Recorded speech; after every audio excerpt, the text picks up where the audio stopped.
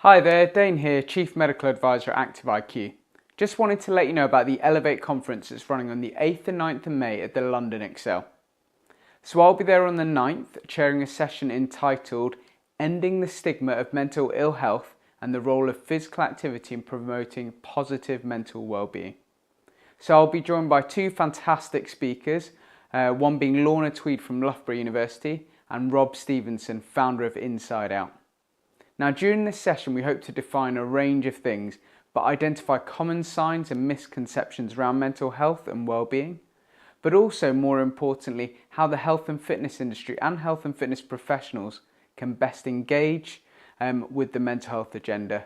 We'll also explore the evidence behind mental health programs that are currently improving the lives of many people with mental health, particularly issues such as depression and anxiety. So I hope to see you there to discuss this very important topic, and come and speak to us at the Active IQ stand. See you there.